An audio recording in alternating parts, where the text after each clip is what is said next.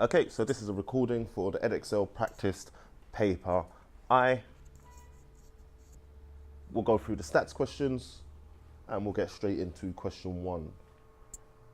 An online newspaper has a large number of readers, some of whom subscribe to extra content, which can only be viewed if they pay a monthly fee. Based on reviews of the newspaper's website, the editor of the newspaper believes that an additional publication could be introduced. Before making this change, the editor decides to carry out a sample survey to obtain opinions of the readers. He uses only those members who subscribe to the additional content. Part A. Define the population that would be generally associated with the newspaper. Okay, so generally associated with the newspaper, not the additional content, but the newspaper in a whole. The population is going to be all of the readers of the newspaper.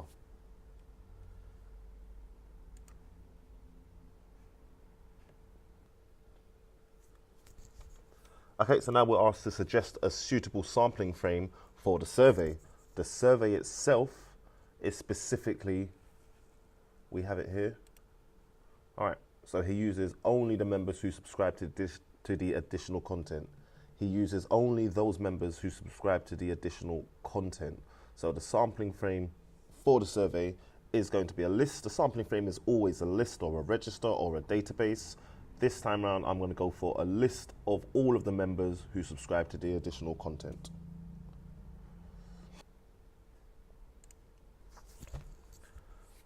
And following on, we're asked to identify the sampling units. Now, the sampling units are the individuals, whether it's people or rabbits or trees, it's the individuals, and they would be the individuals that are listed in the sampling frame. So it's going to be the subscribers of the additional content. Okay, following that, we're asked to give one advantage and one disadvantage that would have resulted from the editor using a census rather than a sample survey. Okay, so an advantage of using a census is that he would have got everybody's opinion involved, and he would have eliminated any bias that may occur from taking a sample. Just coincidentally, he might have got a sample from lots of people, or the entirety of his sample may have been people who thought one way, and accidentally he's not got any opposing opinions. So sometimes a sample does have bias.